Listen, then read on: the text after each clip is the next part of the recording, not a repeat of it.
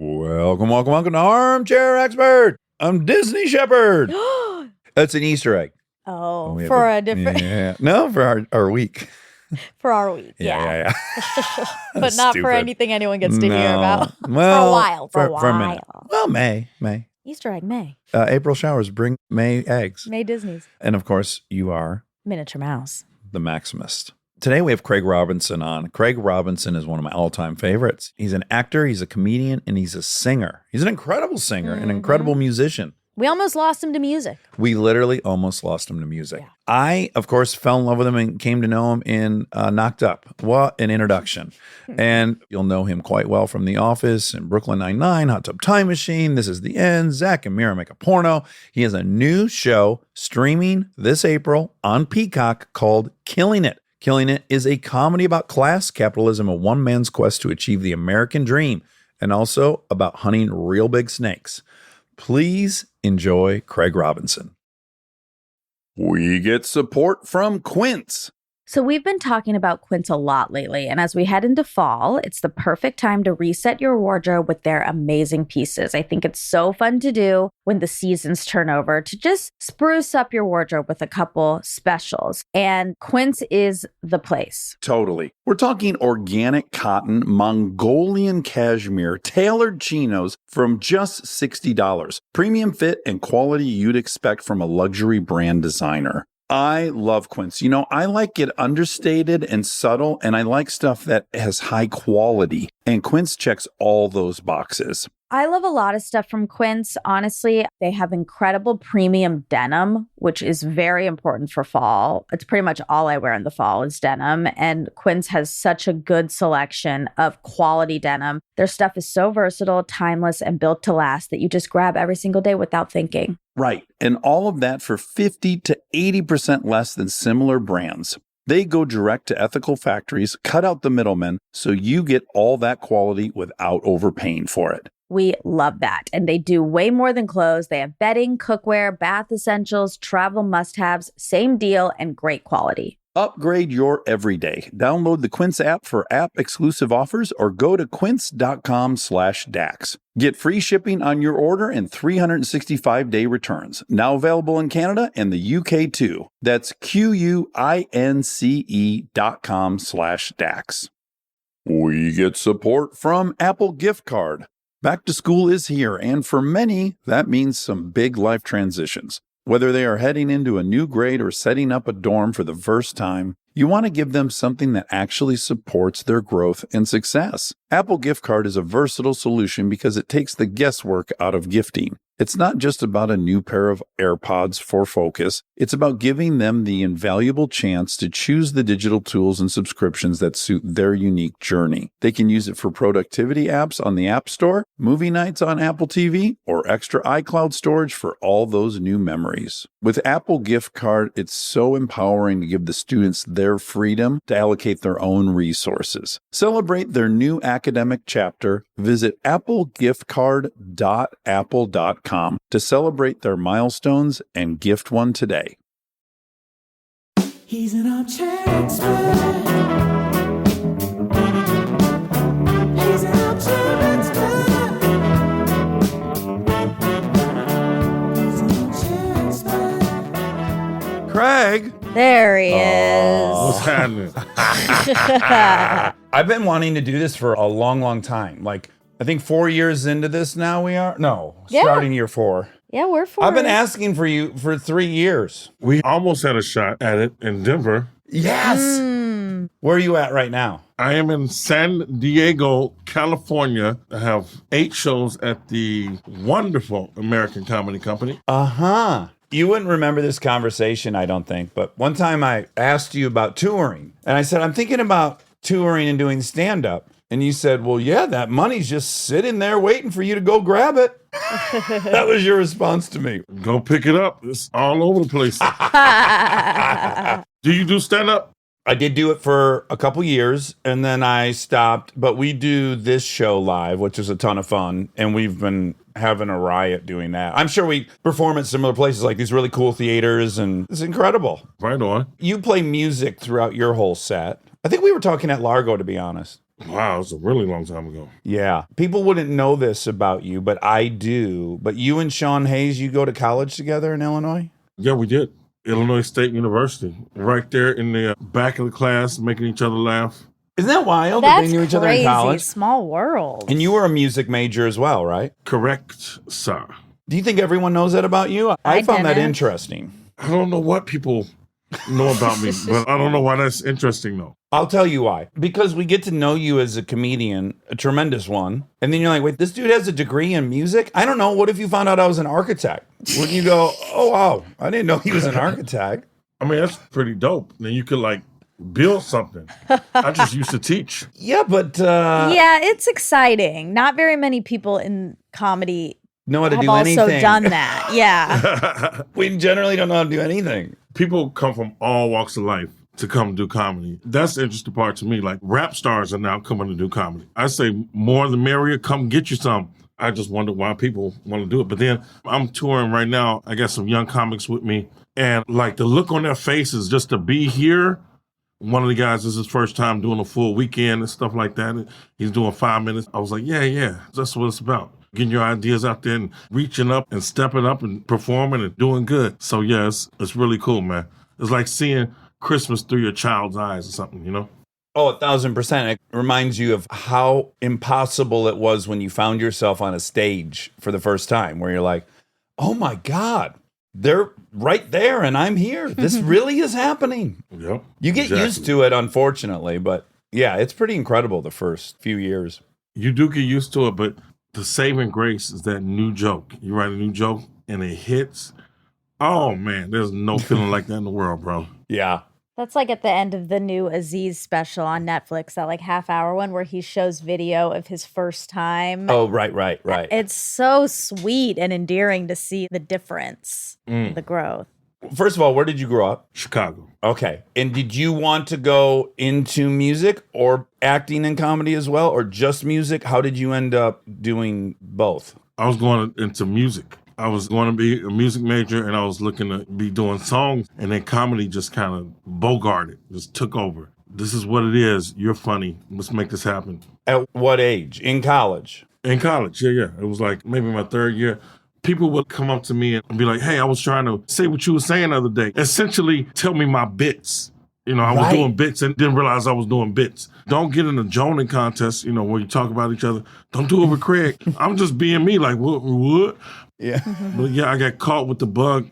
I like to say comedy chose me because I didn't know. I was so silly all the time. My father was like, you know, people get paid to do that stuff. And I was like, what?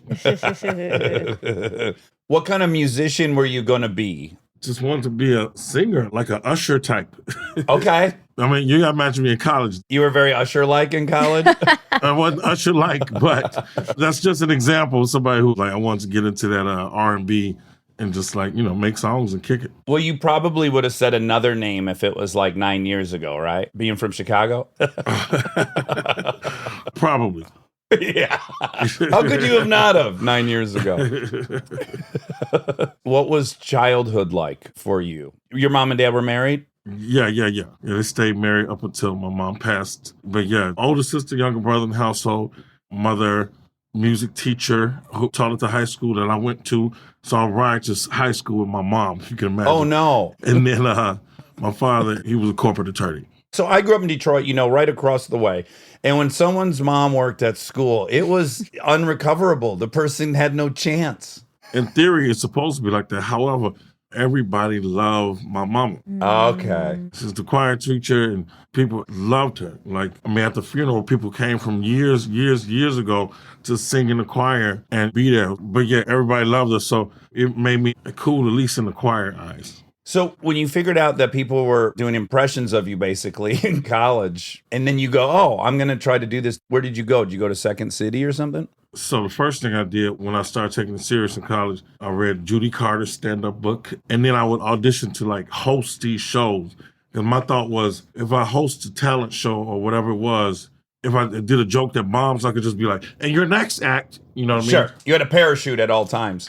At all times. So I ended up hosting a few gigs, did pretty good at that. I knew I was going to graduate and, get a job teaching and all that. But underneath all of that, I was going to open mics and such. So yeah, I did go to Second City. I did go to Act One, and I did go to Audition Center. And I was hitting the open mics and all this while achieving my master's degree in teaching. Where were you teaching? I taught kindergarten through 8th grade in Chicago and Indiana. First year was in Indiana. The next couple of years was in Chicago. I know everyone knows this, but this is fascinating. Like you were their kindergarten teacher. Like there's an adult right now. It's like, oh yeah, I love that guy. Yeah, that was my kindergarten teacher.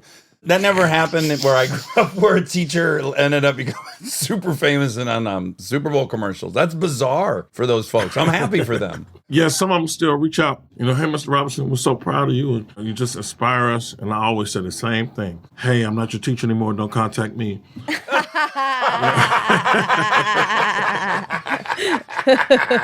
I tease. It's always nice to hear from them. And some of them you don't remember, but then some that's like, oh my God, wow. But it's always cool to hear from them. But you're in really two drastically different cultures. Unless school teaching was wilder than I knew about, you were kind of like had a dual life a little bit, no? Being Second City and teaching elementary? Oh, 1,000%. And I was burning the candle at both ends. I was doing a lot, man. I was teaching during the day. And then on a couple days a week, I would go teach in the inner city. So I'd drive from Indiana to go all the way to Chicago. And then at night, I would either be going on stage or I was a bouncer at a nightclub on the weekends. When I say bouncer, I was the guy that went to get the bigger guys. Hey, they're fighting. Yeah, there's mixed messages happening. We love for mixed sure. messages so much, Craig. You're really giving them to us. Did you have to do like parent-teacher conference? Did you ever bump into like some students' parents and you were fucking letting it rip after a show? Or did you date any of the students' parents? Whoa. This is why I don't do podcasts. But there might have been a fling or two that came across my desk. Opportunity presented itself. You want to hear something crazy? Okay, I've never told anybody this. But one time I saw this kid's mom, and I was like, so the kids were in class, and I was like, how many people here just live with their mother and no father? And I was like, Oh my God. oh man, how bad is that? Oh my gosh. Human nature.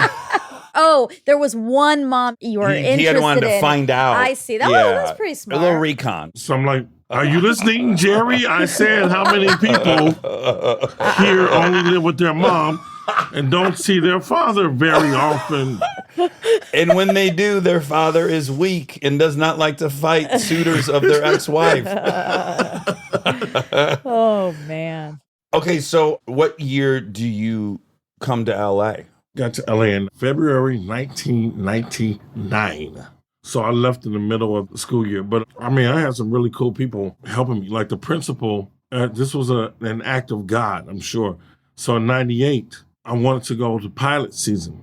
And I had no idea how I was going to approach my principal and say, hey, I want to be an actor. And by this time, my Def Comedy Jam had aired. So everybody at the school knew I was a comedian. One day, the principal, out of nowhere, Dr. Turner, he said, hey, look, I know you're going to be needing some time off, so just let me know. And I was stunned. Like, I had no idea this was coming. So 98, I was able to leave teaching and go do pilot season and be out in L.A. and stay with my friend, Erin Petty. I'm friends with to this day. She's in Dallas now. Hi, Erin. She listens to Rogan. I hate to tell you that. Better you hear it from me than her. So I won this contest in Oakland, the Bay Area Black Comedy Festival. So that took you had to go 3 or 4 times to keep going back and moving to the next round. I was able to do that and be around for pilot season and see what that was about. So I stayed in teaching another year. And then that summer I went to LA for a few weeks, and the stress of going meeting after meeting after meeting, and I ended up getting a development deal from the first meeting. Green Laurie. It was a beautiful meeting. Looking back on it, it was amazing. And it was so backwards because I had no idea how to meet. I was just coming from Chicago like, and so I think the meetings got worse and worse. But that first one was on point. Then I ended up moving to LA the following February With a holding deal. with the holding deal.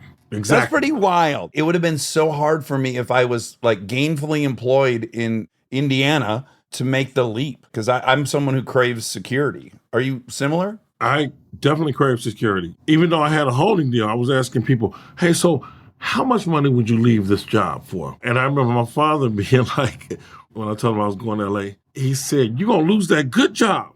Talking about Right. teaching. Yeah. Looking back, thank God for my naivete, right? Yeah, like, do you know Will Forte at all? Yeah. Okay, so the thing that absolutely fascinated me about Forte, because he was a bit ahead of me at the Groundlings, so I kind of knew him before he was, on Saturday Night Live or anything. And he was like a fucking very well-paid writer on the 70s show, right? Mm-hmm. And he left that to go be a writer on SNL with the hope of performing, making probably a tenth of as much. I'm in awe of that. I don't think I could have done that. If I'm not mistaken, I think Sean Hayes had like a semester left of college and left to go right. Yeah. We all have our thing. I think whatever, moves us, but there's something inside you. Yeah, but it does make you wonder, right? Like how many folks are hyper talented and then the right set of circumstances doesn't give them that nudge to go for it. Like you got a pretty good nudge as far as nudges go, like a holding deal right out of the gates. Yeah, I remember Buddy saying to me, they give you money to move here. Like people come here with nothing. Yeah. So that made me look at it a little bit different. Okay, so you wouldn't remember this, but I certainly do. The very first time I met you and even became aware of who you were was visiting the set of Knocked Up. And crazy enough, it was your scene as the bouncer in front of the nightclub. And I was sitting there with headphones on, and I just had met you maybe 10 minutes before, shook your hand, and then you said your scripted shit, which was great. All praise be to everyone who wrote that. But then they turned you loose. And I was so many things. I was like, oh my God, this guy is so fucking funny. Followed immediately by, how come he's good at improv? I don't know him from the Groundlings or from UCB or right. Like there's some sense of justice got triggered in me. Like, how did this happen? What? No one can be naturally talented. I had a similar experience. I met Danny McBride on Knocked Up. That was the coolest shoot. And I'll tell you a little bit about how I got there. When we did Pineapple Express and Danny was just improvising, talking about, you came over my place. We had fish tacos. With those British nights. And I was just like, no, this is some bullshit. Who is this motherfucker? Yes. What in the world? I had the same thing with Danny McBride when I watched that Foot Fist Way. I was like, what the fuck? This guy's in college. He doesn't even want to be an actor. And he's better than everyone. What is this? Yeah, I think we went and watched Foot Fist Way in the trailer during Knocked Up. Doing that scene in Knocked Up was crazy because I was doing stand-up, right? I was playing Vegas that week, and I didn't have a lot of money, whatever, so I had to get a buddy pass to go back to LA to shoot the scene. Luckily, I was able to get off the day or two I needed. I'm all worried that I won't be able to make a flight back and be in time and all this stuff. So that all worked out. Got there, shot the scene. How big of a moment was that in your career? Because again, when I met you, I was like, oh, I'm just not hip to the whole Apatow world. I think I met Franco on that same visit who I didn't know. I was like, oh, he's in the universe. Again, I didn't know shit. I didn't know about Freaks and Geeks. I didn't know anything. So when I saw how good you were, my assumption was like, oh, he's in the stable. He's another Seth Rogen. But were you dialed in at all or were you brand new? No, I was brand new to it too. Now I feel extra excited because I literally was sitting there watching this moment Seminal that was moment. really, a seminal moment. It was seminal. Remember the Sunday nights at the Dragonfly 80s band? They dressed as nerds. They're like kind of a Devo ripoff band. Okay. But yeah. Yeah. The Spasmatics. Spasmatics. Well done, son. You thought I didn't know what I was talking about, I didn't did. you? Yeah. Good job. Yeah. I read it all. Congrats. I was at a Spasmatics show, and right there in Hollywood, and somebody from part of editing, I don't know what they were doing, but they were like, man, your scene. And we just kept adding more. And it was like the first time I got feedback Yeah. from somebody on the inside, and I walked out of there on the cloud that night. I was like, who really? So I couldn't wait to see it. So for a long time, it was knocked up. I remember a lady in my building who was a fellow actor, and she was like, that's as good as any of us ever need to be. And Tommy Davidson was like, you don't know how lucky you are to get that role. I knew it was a special thing, and I respect and love to Judd for trusting me with that. But you know what's funny is Sure, you're lucky to get the role, but 99.9% of people, no one is talking about that role. Exactly. So, like, again, I saw you do the scripted stuff, and it was a great script. None of the scripted stuff was in the movie as I remember it. Like, that was all Craig Robinson. It was half and half. Okay, So the top okay. half was like all scripted. And then once you get to stuff like you old, she pregnant. The memorable part, we can say that. Yeah. Because even now, We'll as you're say it. trying to remember the scripted thing, and I'm kind of remember, was it like, look, man, I don't like this job either. This is mean. Something like that at the top. Right. I get the runs from all the stress. Yeah, it's good. It It's is. totally good. Yeah, that was a wild time. One of the most special parts about that, because you know how judges let the camera go.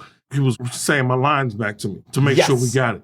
So I remember this. Keep saying she's old as shit. Like, I remember all that. And then it was this dance we were doing. He's like, we don't have placenta insurance. It was same on. He was added on. So it was nice. It was seminal. I like that word. So Shauna, we both love Shauna, right? That's why I was there. Shauna's the best, man. Shauna is the absolute best. That's my girl, yo. Watch out, Ed. Watch out, Ed. Watch your six, Ed. Watch your six, Norton. So does that open the door to The Office? Open the door to The Office there was this video I did with Jerry Minor. It's called Somebody's Fucking My Lady. It wasn't even a video. It was like we performed it on several occasions. We performed it on these shows, it's the song. And then I went to audition for Greg Daniels and like 13 people who were in there. I think that's what got me in the door because Greg was like, I saw your video. He's like, it doesn't get any funnier than that. I was like, oh, Wow. thank you. That's high praise. Well, this is what I think you and I can both be so grateful for, which is we came about in an era where you could improv. I couldn't have made it as an actor. Like the fact that my very first movie, Without a Paddle, I got hired solely because the director, Brill, was like, I want a lot of improv in this movie. You can improv. My audition of the scripted shit, no way. Not even getting a call back. But thank God he let me just talk. I don't think I could have gotten anything. Bro, Without a Paddle was your first movie? Yeah. That's crazy. You didn't come in with no small part, man. That was just like, that was all you. Well, I have been on Punk'd, which got really big. So, right, I went from never acting, trying for 10 years, never getting anything, get Punk'd, and then literally 4 months after Punk'd airs, I'm auditioning for that movie, and I miraculously get it. But again, only because he encouraged improv. It's funny you brought that up. I felt the exact opposite way. Oh, Yeah. Tell me. Because I was like, I had done Second City and all that. Guess I was just nervous that the improv wouldn't be funny or whatever. So it took me a while to trust it. I didn't want to mess up somebody's movie with my bullshit. Look at me. Well, the art form to it, right, is like anyone can get up and throw non sequiturs out and punchlines, but it's really learning to improv on story. That's what makes you kind of good at it. There's brilliant stage improvisers who aren't great at improvising in movies because they don't stay on story. And you're so believable, too, when you do it. It's not like we see the comedian come out. It's like, oh, no, that's the same dude. And now he's go, what did he just say? I don't know. I think it's a huge asset. I feel grateful for it. I'm definitely grateful for it, especially for having the wherewithal to go train for it. How crazy is that? To go Second City or whatever else, not knowing. I had a feeling, but I didn't know. Stay tuned for more Armchair Expert, if you dare. We are supported by Auto Trader. All right, if you've been putting off car shopping because it sounds like a whole thing, buying your car online on Auto Trader makes it way easier, really. You can shop tons of cars online, compare prices, check financing and trade-in options, all from wherever you are. And if you want to start online and go to the dealership for a test drive, you can do that too, really. What I like is the flexibility. Start online, finish at the dealer, or the other way around. Your info stays with you, so you're not starting the process from scratch. Plus, you're working with local dealer listings, so you've got real people helping behind the scenes. And when you're ready, you can pick up your car or have it delivered. Really. Buy your car online on Auto Trader. Really. Thank you to our presenting sponsor, HP, for supporting this episode. Parents, you've got enough on your back-to-school list right now. Ink cartridges do not need to be on it. They just don't. The HP Smart Tank printer uses a refillable ink tank and comes with up to 3 years of ink included. It's the last printer you'll ever need. To learn more, search HP Smart Tank. This episode is supported by Helix.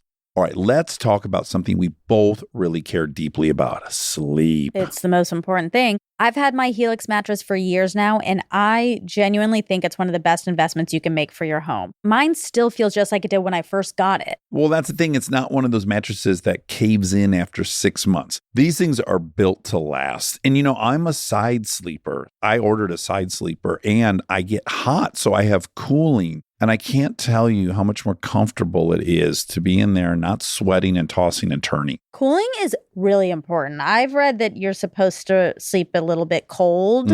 So I also have cooling. And they have over 20 models, so it's not a one-size-fits-all situation. You just go take their quiz and they match you to what actually works for your body. Plus, they've got cooling upgrades, which heading into summer, non-negotiable. Truly. Go to helixsleep.com/armchair for 20% off. That's helixsleep.com/armchair for 20% off. Make sure you enter our show name after checkout so they know we sent you. helixsleep.com/armchair. This episode is sponsored by BetterHelp.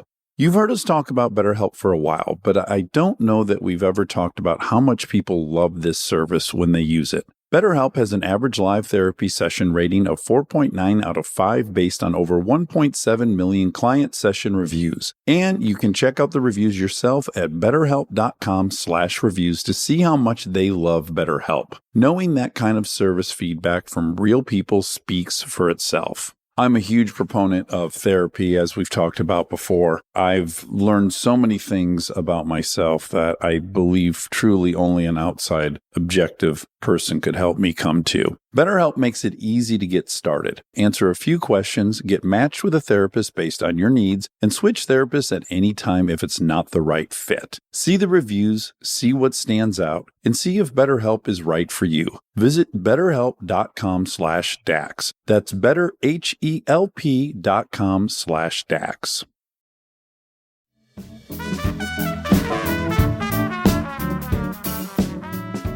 Did you know Craig was on Friends, an episode of Friends? No. Yeah. You were on Friends? Yeah, I had a threesome with Phoebe and Oh. Monica. It was Google a cut scene. Yeah. I was a government worker. Phoebe found out she could change her name to anything. I got an improv line in that. Yeah, you did. Get out of my office. Get out of my line. Get out of my line. Look at this deep cut right here. Are you seeing what's happening? Well played. Yes, Monica. Because I'm a massive Friends fan. Massive. Friendsophile. Yes, exactly. That's a great episode and a great moment. I mean, there's a gajillion moments and funny things on that series, but I was like, oh my God, that one stands out. It's so funny. It was so clearly an improv. It was the fourth to the last episode of the entire series. You got in there. And I had kind of said the line quiet to Lisa, and she was like, oh yeah, you'll do that for the pitch. They were such a well-run machine. You do this rehearsal 2 times and then the pitch. She was like, he's got a pitch. I was like, okay, get out of my line. Boom, and made it in. But look, when I went to that Friends audition, I walked in and it was all white dudes dressed like chauffeurs. And I was like, immediately we all started laughing. It was like, must be in the wrong place or it was the wrong hour or something.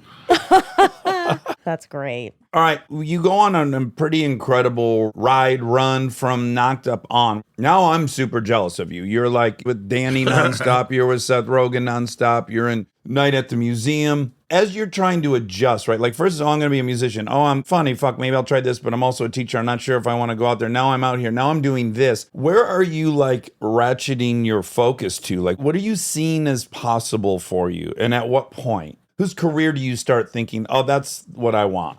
Between my team, Mark Schulman, Jay Gazer, and them looking out and guiding my career, really, just giving me the insides of what I should and shouldn't do and watching me grow, I got to give big credit to them. Shauna Robinson is somebody who would, like we were doing, I think, Pineapple, and then Jerry Minor fell out of Walk Hard. She put me in that. And so it's been a blessing after blessing. I just want to be prepared. I just stay prepared, stay ready. You ain't got to get ready. And then when these opportunities come, they were there, and I just hopped on them. It wasn't like, okay, now I'm going to do this. Like, hats off to people who can say, okay, I'm about to do this with my career. I don't know how to do that. Okay. That's a fair answer. My career has gone in lanes. Like I'm hanging out in the audition lane for a while. All right. Then I get to the callback lane. Okay, now I'm back to the callback lane still. Okay, then I get the part, the 5 and unders. And so it really did move like that. Yeah, there were some things off of. I remember one time, dude, I didn't have 2 nickels to rub together. And my manager was like, you got an offer for $350,000 for this movie. I'm sitting up here thinking, well, when do we start? And he's like, we're not going to do it because, and I just, what are you talking about? But looking back, it was a movie, if I could remember. And I probably did it. it was a bunch of people stuck in the elevator. That was the whole movie. I remember that script somehow. Yeah. You remember that? Yeah, and I had not seen that Locke movie. I don't think that had been made yet. Have you seen Locke, the Tom Hardy movie? No. He is in a car driving the whole movie, and believe it or not, it's riveting and it works. Well, Tom Hardy, man. You know what I mean? Yeah. I wouldn't want to be stuck in the elevator for 2 hours, I'll tell you what. Okay, I got to talk about Hot Tub Time Machine, because my God. I don't want to say it's underrated, because it's not. It made a ton of money and everyone loved it, but I love that movie. There's something so right about that movie. So pure, so throwbacky, so unapologetic, so like knows what it is. I just loved that movie. Like probably it hadn't been since maybe I saw Old School that I liked a comedy that much. I don't know. I just want you to know I like it so much. Shout out to Steve Pink. Oh, what a sweetheart too, right? He's so brilliant. I love Steve, and whatever he wants to do, I'm down. But yeah, Hot Tub was like, I laughed out loud reading the script. I think it was the part where my character yelled at his daughter. And it was also interesting because music is such my partner in everything I do, comedy, and people found out I played, and they was like, oh, like that's what happened with Hot Tub. They came to see me perform, all the producers. They were like, oh, Nick's a musician. We shot that in Vancouver. That was the first time I was away filming in another country. And then, I forgot, I don't know why we got these breaks, but I came back. And do you remember the time when Prince had all those shows at the Forum? Yep. I went to 5 of those shows. No. Wow. I would have gone to all 21 or however many, but I had to be back in Canada to film Hot Tub. I was there, and people were like, what you doing this weekend? When I was in LA, I was like, Prince is at the Forum. What are you talking about? Yeah, What else is there to do? Yeah. Was he the number one for you? Prince and Michael. How do you feel about Anderson? Anderson is a beast. He's the guy that I'm like, okay, I think this is our next Prince. I think this is drum playing Jimi Hendrix. He has something, I'm obsessed. That's a special cat right there, man. And he knows it too. He's badass. Did you watch the halftime show? I did. Did you know the whole time he was playing drums? Because I didn't. I was already at like a fever pitch. I was crying and clapping. I was so happy for those dudes that they were fucking 20 blocks from home and they were owning the world. Right. And then cut to Anderson back with that smile on his face. I'm like, oh, that motherfucker's been playing the drums the whole time. I exploded. No. They did the damn thing on that halftime show, man. I was rocking the whole time. I was like you until they were all up there on the rooftop. It was like, oh, yes. This is legit. And then I went, of course. I don't know why I'm surprised. Of course. Can we go back real quick to you being a teacher? Sure. Because I want to know what you enjoyed about that. Like, do you really like kids? I do. I like kids. I had some great times being a teacher. Like I said, my mother taught, so I stole some stuff from her. Like she would do these concerts with her students, and we would imitate Michael Jackson or whoever. So I brought that over. Before I got out of there, we did like an old school versus new school concert. So cool. like one girl did Aretha Franklin, one group of boys did Drew Hill. It was back and forth like that. But it must have been so rewarding. I mean, there is a reason teachers do that, because you don't get paid enough and you don't, like, there's something very special. I kind of fell into, like, the lady from my church, when I was graduating, she had me meet her principal in Indiana. And that's how I ended up teaching in the school system for Indiana for a year. And then I moved over to Chicago because there was Teachers for Chicago, which is a program that you get your master's degree while you teach. Like I said, I was doing a lot. I was working on my master's degree, and I was doing comedy, and I was a bouncer. How much cocaine were you doing at that time? I hadn't met cocaine at that point. Okay. Yet. What age were you? I met cocaine when I was 20 years old in Santa Barbara. What age? I don't know. I'm sure it was LA, though. I'm Yeah. quite sure. Oh, I was a square for a long time. I didn't smoke weed till I was about 20 years old. Because your parents are so good, right? This is the downside of having a good family. You don't do No drugs. drugs. Yeah, you don't have a big hole you're filling up. I don't think I'd ever do that stuff. But then here we are. Here we go. So if you taught kids, do you have any kids? I don't know. This kind of surprises me, and I don't know why I want it for you. I want you to have kids. Think how much shit you know. You could teach them everything. I think I'd be a great father someday. I think that'd be nice. I agree with you. You know what's fascinating about you is on your Wikipedia, everyone's got a personal column. It's got all kinds of shit about your music career and your acting career and your early childhood. And then there's no personal. You know what I'm saying? Who does that? Do you do that? The world. I don't know. I don't understand on Wikipedia. What I do know is someone said my real name was Daximus, and I tried to change that because you're supposed to be able to edit Wikipedia, and I said I couldn't because I was Dax. He's too close. So I don't know how it works, but all I'm saying is normally it would say Craig was engaged twice. He is currently dating so-and-so, all that stuff. I don't think I'm interested enough, Dax. Well, I'm trying to get to that. I'm trying to get this column on the Wikipedia page. Have you ever been engaged? No, I did have about a 4-year relationship about 3 years ago, but no, never got engaged. What do you think is the primary reason? You're on the road all the time? You have commitment issues? Definitely some commitment issues, but as I get older, it's like, oh, okay, this is starting to get to what I want more. And there was a lot of just distractions and just player. I didn't take a lot seriously. It's just like, it's all about the career and having fun. It's not a bad thing. It's offered me a chance to now introspect and be like, okay, I see what I want and I'm not wasting time anymore. Matter of fact, now it's like, okay, let me be smart about, and not just bring somebody along for a ride and hurt their feelings. Yeah. Now it's like, hey, let's take our time and not have to be with somebody right away to settle up. Blah, blah, blah, blah. He hates this part. Yeah, he hates it, but I want This so is why I much don't more do of it. podcasts. Yeah. I'm a Scorpio. I prefer not ask me anything. Oh. Scorpio. So wait, when you say you don't do podcasts, have you ever done a podcast? I've done them. Because you have friends with podcasts, right? That beg you to do it, and you got to say yes. People have asked, and I've always say no. Wow, What do you- flattering. Well, that To is us. flattering, but I want to Yeah. know what your fear is. What do you think will happen? I just prefer to have some mystery. Okay. It's working. You don't have a life column. The reason I asked about where you were putting your sights onto is that as genuinely, I hope you believe me, enormous fucking fan, you channeled to me my favorite ever is Bernie Mac. I just fucking love Bernie Mac so much.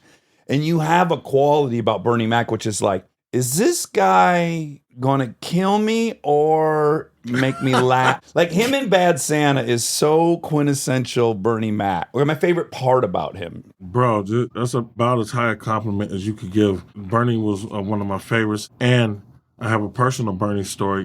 He's out of Chicago. So he had this amazing night, right? Like Tuesday night at the Holiday Inn downtown. It was Miltroneers was the club. It was a nightclub at the bottom of the Holiday Inn. And the show started at 8 o'clock, but people were there at 5 p.m. It was packed at 5. The food and drinks, and Bernie would host, and he had the Mac Band. The Mac Band had the macaronis, the dancers. And he actually did 4 episodes, I think, on HBO, but it wasn't the same. But it was a club atmosphere, and Bernie come in, just ripped to death. Ali Leroy was helping out. They would do skits, and then Bernie would bring up a comedian, and Bernie would bring up a singer. One week I went down there, and I had my tape recorder, and I let Ali Leroy hear. We were in the men's bathroom, and he listened to my jokes. He's laughing. He's like, okay, you on next week. No. Wow. And then I went back, and Bernie was like, how long you been doing comedy? I was like, 6 months. So Bernie was like, 6 months. So he ripped on me. Sure. He sat out not too far from me. When I sat at the keyboard, started doing my thing, in essence, holding my hand, right? I wish I could find that set because I had it for a long time. But he was so happy with what I did. He was like, whatever you need. And then we ended up talking, and he was giving us gems and all this. And then I ended up doing his show, the Bernie Mac show, later on once I got to Hollywood. So he kept his word, and he was the best. Like, you want some soul food? He would have catered food up in his office. So you had the food, but then you had the food. One of the best people ever, man. Rest in peace, man. Yeah, such a bummer. He was my favorite. I always wanted to make a black version of Smokey and the Bandit, and I thought, oh, he would be the perfect Buford T. Justice. Like, he would be the perfect Jackie Gleason. Oh, wow. 1000%. Stay tuned for more Armchair Expert, if you dare. We are supported by HP. If you're a parent or you know one, like I do, or you can help take care of kids, you already know what August feels like. It's not summer anymore, it's the pregame. The supplies list, the forms, the "we need this printed by tomorrow" texts that come in at 9 p.m. And I say this as someone who's been on the receiving end of those texts in a former life. You're ready to help, and then the printer says no, out of ink, blinking at you, useless. It's such a small thing, but it will absolutely derail your night. So when I heard about the HP Smart Tank printer from HP, America's most trusted printer brand, I thought this is the kind of thing that actually makes life easier, not in a big flashy way, in a one less crisis way. Instead of those little cartridges that run out the second you need them, the HP Smart Tank uses refillable ink tanks, and it comes with up to 3 years of ink included. 3 years. That's 3 back-to-school seasons without the cartridge panic. HP can't fill out the forms for you, but they can make sure the printer is never the reason you're up past midnight. Search HP Smart Tank. This podcast is brought to you by Squarespace.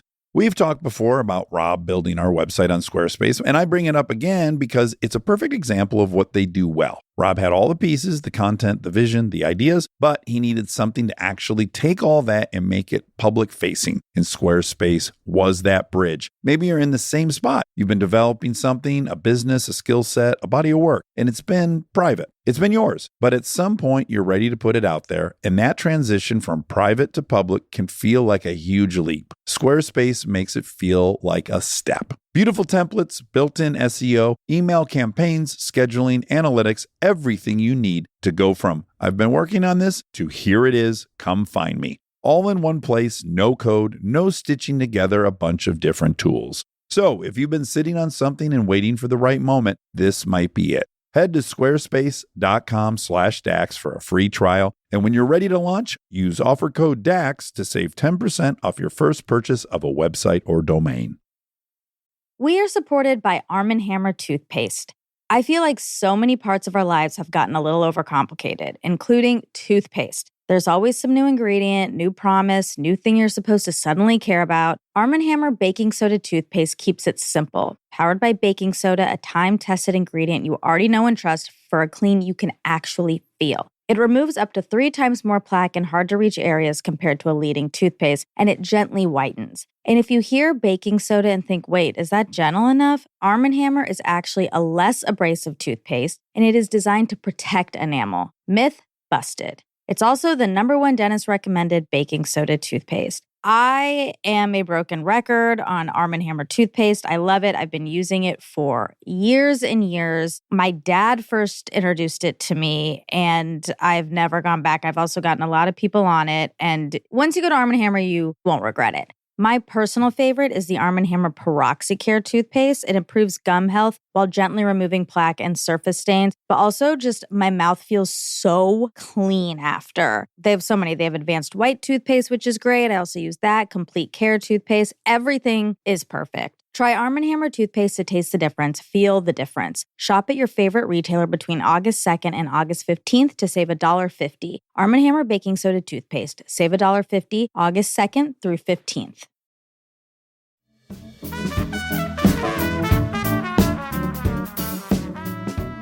Okay, so I guess I've been watching on the outside and going, when's Craig going to have his own show? When's Craig going to have his own movie? I hope this isn't disrespectful to say, but I've been like, okay, you've been in every great thing. You're the most consistent person to plug into anything. Do you not want a show? Do you like being on the road? Like, I'm so fucking delighted you have Killing It, sincerely. I'm so excited. Thank you. I've had some opportunities. I had a show, Mr. Robinson, that was on NBC. It was just short-lived. And then before that, it was a pilot. I've had some things cracking. It's Hollywood. What you going to do? So, Killing It got with Dan Gore and Luke Del Tredici of Brooklyn Nine-Nine fame. And here we are in this moment. I mean, you talk about a challenging show, man. We worked with from snakes to pig to dog to and some alligators rolled around in there accidentally. We got pushed back to the Ida hurricane because we filmed in New Orleans. It's set in Miami. They made real hurricanes. So you ever act in a hurricane, bro? Nope. Bro. Bro. You ever try to acted remember out? your lines in a hurricane. What's the fucking point? You're going to have to loop everything anyways, right? You just move your mouth like Mr. Ed. It's freezing and it was crazy. And then with COVID, losing people left and right, it was so much going on. But I'm really, really happy with what came out, and it was a ball, man. I hope people like it, and if you don't like it, I hope you watch it anyway. Yeah, well, look, they didn't give me an episode, but I watched the trailer for it. Have you seen it? Yeah, it looks great. It's so fucking funny. And it's about, or at least as they describe it, Dan and Luke is like, In Search of the American Dream. the quasi-religious obsession with entrepreneurship and wealth, which is, I'm shocked there hasn't been a show yet. Or maybe there is and I've missed it. But yeah, tell me, what is the premise of the show? You're making this wonderful speech at the beginning to your housekeeper, and you're telling her this is a great opportunity for her to listen to this speech. Yeah, it follows me from being a security guard. I come on some hard times and get some bad luck, and I'll do anything to fund my dream, is what it turns out. And one of those things turns out to be hunting snakes to help out the state of Florida. The trailer feels kind of Righteous Gemstones-y, speaking of Danny. Like, it's like epic. It's cool. I'm really excited. Oh, thank you. Right on. Your mouth to God's ears. I can see why, like, you're a very specific performer. Like, the thing that someone were to put you in has to be for you. Like, they have to get you and write for you and put you in a world where you can be you and still be the lead and still be likable and then still be an asshole when you need to be and all these things. It's a pretty specific formula you need. So I can see why it would take an attempt or two. It's kind of like Danny. Like, you imagine Danny trying to be on any old show, McBride. I totally get it once you said it like that. He's too him. He's so authentic. He's to him. In the best way possible. In the best way, yeah. No, I hear you. Yeah, like, I don't want to see him as one of the friends at all. I want to see him in tight white jeans as a preacher who also rips lines and has orgies, you know? For sure. Are you sitting in front of your keyboard? I am not. It's over at the comedy club. Oh, damn, man. man. I thought I was going to try to pull a sneak on you. I would have loved to, man. I would have said, just tickle those ivories for us just a tiny bit is what I was going to ask. I would love to, bro. Well, another time. We'll set up a keyboard in here for you. In person. In Next time. person. I got to ask about one more thing. There's one other layer of why I love you. It was some years back, and you got pulled over, and you had some contraband in the car. And I immediately went, I've had that exact same toolbox with me many times. Oh, I didn't know I would have gotten down with Craig as well in that fashion. Long ago days. Long ago. Long ago days. Does that scare you that I brought that up? It made me like you more, for whatever that's worth. I mean, it's out there. No, if I was still in it, it would probably bother me. But that was a while back. I would die now if I did that stuff today. Oh, man, just one night. Yeah, that was a mighty surprise that night. Yeah, and were you thinking in that moment, like, well, that's that? The stakes are high. Like, the fact that I never got pulled over, it's insane. Like, it's insane, Craig, that I didn't ever have that headline. I should have had that headline. Bro. I'm always waiting for it, right? I would get pulled over, fucked up, and I literally, as they're walking up the car, I'm like, here we go. Finally over. It's all over. You're going to jail. I have a DUI from way back. I remember when I actually went to jail that night, and there was a guy talking to me in the cell. They was like, oh, man, they got to finish New York, and they got to go through Chicago, and they won't get to us till later. We'll probably be here for the weekend, and they can move us to county. I'm like, what? So I went in on a Thursday, thank God, because I ended up getting out there Friday afternoon. I had been way worse many more times. Yeah, you talking about blessed, man, and lucky. It's probably good that I got caught and slowed down. Was that a turning point, that actual incident? Yes, sure. Ish. Turning point ish. I have all these stories, Craig, where I'll tell people like, oh yeah, I was doing meth all night. My mom was in town. I was supposed to meet her at the beach. I went to meet her at the beach the next day on like 40 minutes of sleep. And I was trying to find her on the beach, but my vision had like shrunk down to the size of like a little manhole cover. And I'm literally looking people in the face, 1 foot from their face to see if it's my mom. And I'm doing that for about 30 minutes. And finally, I can't find her. I'm incapable of doing this. I'm so fucked up. I come back out to the PCH on the sidewalk to get in the car that my friend is driving. And I'm going to shit my pants right this second. If I don't, I either pull my pants down or have it in my pants. I elect to pull my pants down. I shit right on the fucking sidewalk of the PCH while there's tons of traffic pulling into the beach, hundreds of cars watching. It's the most demoralizing thing ever. I start crying during it because I'm so fucked up. Wait, you weren't famous then. I wasn't famous then. But my point is, I'll tell that story to people and they'll go, and then you quit. And I'll go, no, I did it for another 4 years. I have so many stories where the people go, and then you quit? No, I didn't. Quit-ish. Well, Craig Robinson, I'm so excited to watch Killing It. I'm really glad that you trusted us to be one of your very few podcast appearances. I hope it was not as painful for you as you were fearing. It was fine. Thank you very much for having me. I'm sure you'll make it wonderful. We'll have you back in studio and you'll play music for us. Yes. And you and Monica will act out that scene from Friends. Yeah. Oh my. Hey, wait, do y'all sing? Because I'm not coming to play. If y'all Dax not gonna will sing. Dax will sing for you. Well, yeah. What's your question? Let's get more specific. Do I sing Are or you can I good? sing? Yeah. Because I sing like a motherfucker all the time and I cannot sing. Compounding it, I live with Kristen, who's a fucking amazing singer. Amazing. Yeah, so maybe we'll pull her off the bench when you're here. So we'll make her sing with you. How's the sloth, by the way? The sloth passed, I hate to report. Oh, really? Oh, man, sorry to hear that. I'm teasing. It was a rental. Do you know it was a rental? I did not know that. Did you think I bought her a sloth for her birthday? Yes. Why wouldn't I think that? No. No, I don't love her enough to live with a fucking sloth in the house. They seem like they would be low maintenance. They are low maintenance, but they smell horrendous. So I'd have to build like an atrium or something for it. But what happened was, I was directing a movie and I had hired an animal wrangler. And then all of a sudden it occurred to me, oh boy, her birthday's coming up. She loves sloths. And I said, can you guys get a sloth? And they said, yeah. That's how it happened. I didn't buy her one. But I have to tell you, the funniest thing a friend of mine said to me after that all became public, a friend of mine from Detroit called me and he goes, do you know how many sloths you probably will end up being responsible for dying because of that? And I said, what do you mean? He said, there's so many hillbillies right now whose girlfriends are saying, that guy got her a sloth. He goes, you know how many white trash dudes are going to be hammered breaking into a zoo and stealing a sloth? So Oh my God. you're going to have the blood of a million sloths on your hands. Hey, we didn't even touch on Ghosted, which we both did. Oh, yes, Ghosted. That's right. That's where I got to see you in real life most recently. Right. That was a nice two-hander. Yeah. He and Adam Scott.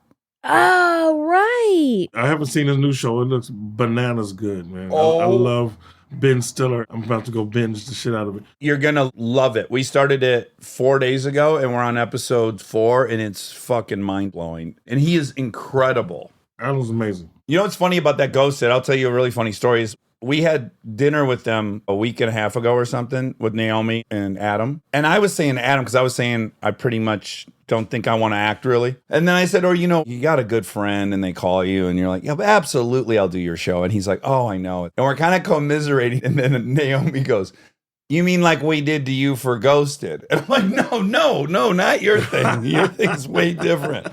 I loved being there. And I was Max Headroom, so I didn't have to do shit. That was a sweet gig you had, man. You were a computer. And I was just reading a teleprompter. I was like, I got to figure out how to be this permanently on this show. I know. I want to figure out how I can be just in bed for a whole movie. But nothing's wrong. I'm not hurt. There's no ailment. I'm just in bed. And then have a teleprompter.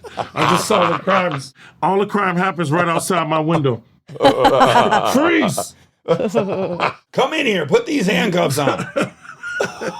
Get in the back of my car. Another guy's coming to drive you down to the station. All right, brother. Well, Killing It is out this April 14th. Oh, one day before tax day. So everyone will just to finish up their homework. They'll be ready to party, and they're going to watch Killing It on Peacock. I can't wait. Monica can't wait. Can't wait. We adore you. Good luck tonight on your shows. Right back at you. Thank you so much. Y'all take All care. right. Bye. Love you, man. And now my favorite part of the show, the fact check with my soulmate, Monica Padman. Craig Robinson. Craig T. Robinson. Craig T. Robinson, one of the greats. Poltergeist. Wait, what do we think his middle name is? Guess. I'm going to look it up. Michael. Okay. It is Philip. Oh, Yeah, Craig Philip Robinson. So Craig P. Robinson. Close to Craig P. T. Yeah, Craig P. Robinson. Craig P. and Craig T. He was fun. He's so funny. He is. Have you ever seen him play the piano and sing? I feel like I have maybe at a comedy show or something, but I don't remember. I think he has on a couple commercials as well. Maybe you Okay. caught one of those. Yeah. Yeah, but it's so impressive. I like when people can do mix too. comedy, singing, and piano playing. Same. Like Reggie Watts. Reggie Watts, Craig P. Zach Galifianakis. Oh, yeah. Although he doesn't sing, What does he do? he plays the piano during his whole stand-up. He does? Yeah, have you never seen him do stand-up? Mm-hmm. Oh, that's cool. Yeah, he plays this kind of melancholy thing and throws out these non sequiturs. It's all weird thoughts coming out while he's playing the piano. Wow. He's one of those comedians. He's a comedian that is so brilliant and so funny. And then there's a thread of Melancholy? sadness, Yeah. yes, which I think makes those people infinitely more interesting and better. But it's a small. Bye, Rob. Bye, Wobby Wob. Rob is going to go tend to his little baby. That's right. Oh, wait. In my book last night, Emperor of All Maladies, Oh, yeah. they used to think that the body was made up of four humors: red, black, yellow, and white. Okay. White was phlegm, yellow bile, black bile, and blood. And black bile, they thought, is what caused cancer. Mm-hmm. And black bile means melancholia. It does. Black and The Latin of black bile The Greek. is the Greek is melancholia. black is melis or melon, and bile is collie. Oh, wow. Yeah. And they thought that they were connected, and I mean, they kind of are. And then were they trying to drain that? Yeah. They were trying to purge it and do all this weird stuff. Oh, man. I They know. were out to lunch on how to treat these people. They were. God bless them. They kept trying. I know. Anyway, that was a ding, ding, ding from my sleep. Uh-oh. We have a fact to check Uh-oh. that I would say I missed, and I got anxious. Oh, about Grays? Yes. Yes. I got anxious when I saw on Instagram you posted the correction, but I realized that was on a Armchair and Dangerous episode Okay. in which there is no fact check. Oh, okay. Yeah. So you had said in an Armchair and Dangerous episode, A lot of the drawings in Grey's Anatomy were based on horrific kind of experiments done during the Holocaust, but not the case. yeah, it's the Pernkampf Topographic Anatomy of Man. Edward Pernkampf. Ew. He joined the Nazi Party, and yeah. The Nazi Book of Anatomy is still used by surgeons. Edward Pernkampf. Yeah, it's still used. That was the key thing that from the thing I heard, but it wasn't Grey's. And I apologize to Grey's, to the TV show, to Mr. Grey or Mrs. Grey, whoever wrote the original Grey's Anatomy. What if when you went to Pernkampf's, like Wikipedia, the first thing it says, Pernkampf was a prick.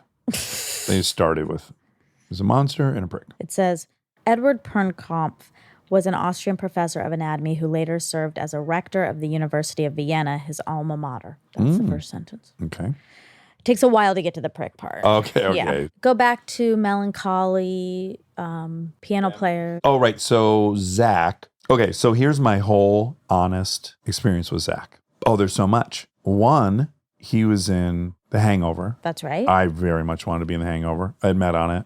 This guy got it. And I was like, of course he got it. He's a brilliant stand-up. And then Cooper thought he was the most brilliant stand-up of all time. You were up for that part? No. Oh, He just was in the movie and I wanted to be in the movie. So it starts with, oh, he's in this thing I want to be in. got it. Why does he have all this street cred, right? So I'm thinking like, then there's also a phase where I'm like, I think because I've done these cheesy movies, I'm never going to work again. I blew it. And now the primary reason this no-name guy at the time, just as far as movies goes, is getting is because he's so edgy. So it's very, I think it was, this is all in retrospect. And then I saw him perform, and Cooper was just so blown away with him. So I was a little jealous that he thought he was that brilliant. So then I was kind of critical of him. Is he that brilliant? You know, I'm doing this whole thing. I'm being a dick. Prick, like Edward Perkoff. I was being a Pernkoff prick, PP. And then I went to the first Hangover in Vegas. I saw Cooper there. I visited him, but I don't think I had any experience with Zach at that point. Then I went to Thailand for the second one to visit, and we went out to eat. I was like, this guy is so nice. He and seems so normal. kind. Yeah, he's like a very nice, normal dude from North Carolina that lives on a farm, that at that time chewed tobacco. And I really kind of fell in love with him. And then I saw him on Comedians in Cars Getting Coffee. We both did, and we talked about it. And there was this great moment where I really related to him. The loss of control of people filming you without your permission. Yeah. And then Seinfeld said, and then what? Who cares? And it's over. And then it's over. I needed to hear the advice Seinfeld gave him. And I think in some part I've taken that advice and I've gotten better about all of it. And then I just felt, again, I related to him a lot and I really like him. Good. But it's been a rocky, my insecurities. Yeah, you've come a long way. Oh, that was the point of all this. No, but you have. I don't get that anymore. I just want to be clear. But I know. That's what I'm saying. Yeah, there's like not one person I'm like frustrated that they're so successful because of X, Y, and Z. Yeah. It just doesn't exist anymore. Such a waste of energy. Oh, it's a huge waste of energy. It's not true. Like I'm telling myself, if Danny McBride doesn't exist, maybe I'm in Tropic Thunder. Right. So in my mind at that time, 15 years ago, however long Tropic Thunder was, like I'm not in that movie. I'd love to be in that movie. Yeah. And there's someone that does what I do better than me or what I think I do. But that's the schizophrenia. Apophenia. That's an My erroneous. dentist. That's an erroneous pattern or something. Seeing that a pattern where it doesn't exist. Right. I used to tell myself those things when I didn't feel like I had enough. Yeah. And there was only a limited amount of the thing I wanted. Yes. And other people had it. I mean, it's common and I get it. I know I had that at some point. I think it's evolutionary. It's like all hunting and gathering societies shared. Every one of them. Everyone pulled resources. So because of that, we have this great sense of justice. So if someone takes more than they're supposed to, you're triggered. So if there's like one deer carcass and some guy has the whole loin and you get a toe or a hoof, it's evolutionary. Yeah. That part. But again, you can shift your mind, which I believe now. Yeah. In that there isn't any scarcity of resources. Yeah. And in fact, you just can go make your own deer. You just got to figure out what it is. I won't speak for you, but for me, that's one of the beautiful parts of this show, which is I've been so filled. Yeah. Like the bucket's so fucking full. I couldn't get more full. I'm so Yeah. grateful for it. I'd be ridiculous to want anything else. I Yeah. just don't want anything else. Exactly. I would love to think I would have come to this peaceful place without this show, but I can't say I would have. True.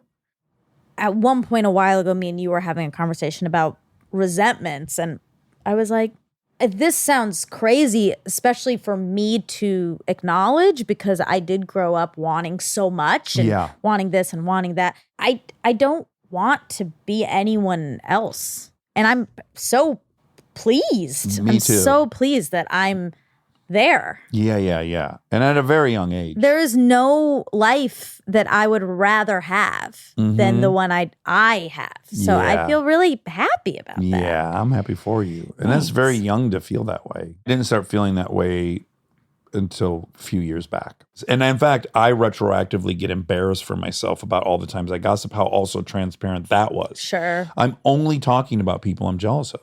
Yeah. I think that's a common. Yeah, I think it's common. I think it's evolutionary. It's the way we regulated power without a police force or a government. Yeah. It's like we always checking people's power. That to me is different than jealousy. It can be. It can be connected to jealousy, but it also can be connected to exactly what you just said of regulating the environment. But I think that's the hardware, right? So the hardware is like the reason hunting and gathering societies were generally pretty fucking egalitarian, more than most societies that followed it, was that no man could become so powerful because all it would take is, even if he was the toughest guy, 3 other men could decide collectively to overthrow him and kill him. Yeah. So there was always a great threat to getting carried away with power. Yeah.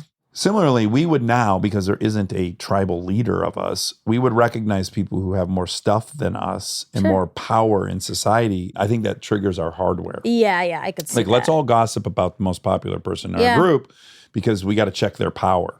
But I think that is not the exact same as checking power means I want that.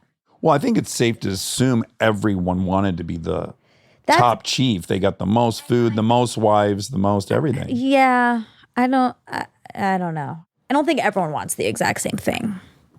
I don't either, but I do think that everyone wants themselves with ultimate abundance. So they might not desire to have their photograph taken everywhere they go. But I think anyone sitting where they're at right now in time and space, if you said to them, would you also like $1 billion? They'd say, yes, I would. Sure. Why wouldn't I? Yeah. And if you also said, you're going to have some standing in your community that when you speak, people are going to listen and take your opinion seriously. They would want that. Like, they'd be the same person, but they would be heard, they'd be respected, they would have wealth. I can't imagine how someone wouldn't want exactly what they have, but add those things. Yes, I think that's true, but there's just different levels of contentment within people. Like, some people are constantly wanting those things and some people are not. Well, I think to get really specific with it, some people tell themselves that that's where happiness lies, that they'll be happy if they have those things. Yes. But then there's other people that are happy and content. And then if you offered them additionally this $1 billion safety net, and when I get pulled over by the cop's actually going to listen to what I say. Oh, I actually wasn't speeding. I bet it was the guy in the red car you radared on an accident. You want to be believed. Yeah, of course. Yeah. And you want to have enough status. Like, you can watch it. Dude in a 3-piece suit gets pulled over in a Ferrari versus the homeless person says someone just stole my wallet. They're going to get a different level of, Yeah. And we would all want to be Inherent treated with the trust. most amount of inherent trust. And respect. Yeah, conceivably. that's true. And then often people have that, and we determine they don't deserve that. They're not good stewards of that. They're the wrong people to have that. Epstein, Well, he was the wrong person to It have can be right and it can be wrong. Yeah. But then Bill Gates, I go like, thank God that's the guy who got $100 billion in that brain, because he actually wants to use it all to cure diseases and, prevent the planet from exploding. I agree. So it's like we can go either way with it. Yeah. The family I grew up in, that was always idealized. Like, that was never something to be upset by. That's the thing you wanted. My parents like fancy schools. They're the original Uniphiles. They like that. They love achievement. Yeah. Yes. And so for them, Accolades. there's never like watching a thing with Bill Gates and is like, ugh. No, for them, that's incredible. But I bet if I asked your dad how he felt about the Kardashians, I think that's why they're sometimes hated. Yeah. Is that they have what Bill Gates has, and they go, but they didn't go to that school. They didn't have a product. They didn't provide a service. It's not just. Right. I don't feel think that that's way because silly, we yeah. both recognize what it takes. But, Exactly, yeah. and it's very weird because people don't seem to have it. I've pointed this out before. They don't seem to get mad about lottery winners. Because that feels like that could happen to me. Yep, That's why. that's true. That's a good I point. don't think people think they could be Kim Kardashian because guess they can't. Right, or they would. She's is successful because of effort, energy, A lot of of things things. A that lot of not things. everyone can be. Yeah. She had, just like Bill Gates being born next to a library with a mainframe, she happened to be friends with Paris Hilton. That helped. Well, she maximized on opportunities That's in right. her life. That's right. There's some things that happen to her that can't happen to anyone else. Yeah. But the most important thing is what she did with it. Yeah. Just to like protect my dad, I think he doesn't really know who they are.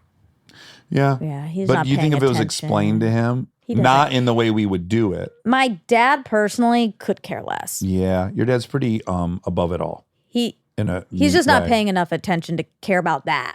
Okay. You were like, who were you trying to be musically? Mm-hmm. He said, like an Usher type. And you said you probably would have said a different name 9 years ago. You're talking about R. Kelly? Of course. 'Cause Okay, Chicago. you say of course, but when you first said it and you said Chicago, I thought you meant Kanye. And I was like, 9 years ago, I was confused. R. Kelly. Yeah, R. Kelly was, prior to all this, he was the high watermark R&B of, superstar. of producing. You know, Yeah. like he couldn't not make a hit. And he did it seemingly now. I don't know this about him, but in addition to the sexual stuff, which is horrendous, Yeah. I always saw a guy that was fucking mad addict. Like there are videos of him in the studio where it looks like he is fucking gacked out of his mind, like another level. So I had a peculiar interest in him before the sexual stuff because I thought, how is this guy managing? Because he's doing the closet, right? That's insanity. That's like, in my opinion, coke-induced psychosis. The whole, you know, Trapped in the Closet, where he made a whole movie. It's a 25-minute song. No. South Park did a whole episode about Oh, it. I don't know this. The premise of the song is he's like fucking a married woman. The husband comes home. He's in the closet. He's trapped in the closet. Now he's got a gun. And he's singing from the bottom of the start. Oh, no, he's got a gun. I mean, it's preposterous. It's an acid trip of a song. He then made videos of it. It's bonkers. So I saw that.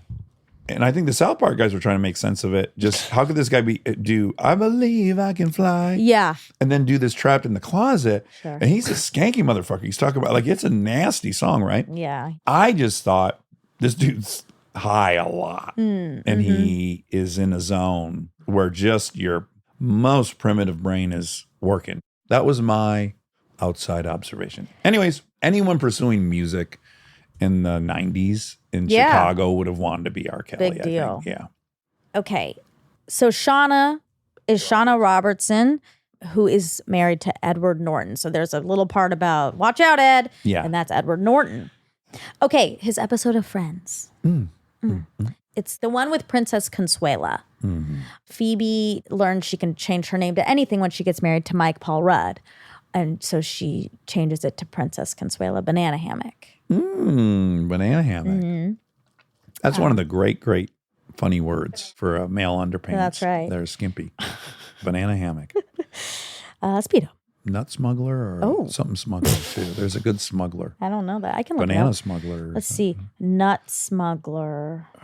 It's not. No. My searches. Oh yeah, you're flagged in every Nut hugger. nut hugger. Okay. Marble bag. Ooh, Man thong. yay. Banana hammock. Boing. VPL.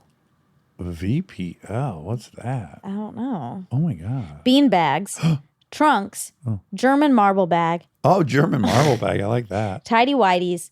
Banana hammock. That was on there twice. Monica, Yeah? Arnold? could you go into my suitcase and get my German marble bag? I want to go to the beach today. It's sunny out and I need to work on my tan. It's right in my bag. We grab it. It's a German marble bag. He would wear Oh, he one always for did. sure. Yeah. Well, he yeah. had to when he would pose. Yeah, he looks great in it. Okay, did Bernie Mac have some of his show on HBO, the like live show he did? Yeah, it was called Midnight Mac. It was one season. He said like it didn't run very long because it didn't really hold up the way it was in real life. Yeah. Yeah. Bernie Mac is a sad story, man. The saddest. Yeah. Fuck, I wanted him to live. So sad. Mm-hmm. Melancholy. Well, that's it for Craig P. Craig P. Well, I love you. I love you. That was a medical heavy one. I felt like you when I got to explain the humors and stuff. Like I had some knowledge that I could share. I normally don't, and that's normally your lane. And it feels really fun it to feels be smart. great, doesn't it? Yeah, Oh my God, I love it too. yeah. You're good at it. Well, so are you. You're a great MC. You're a good person. And you're a great person. You're a greater person. Respectfully.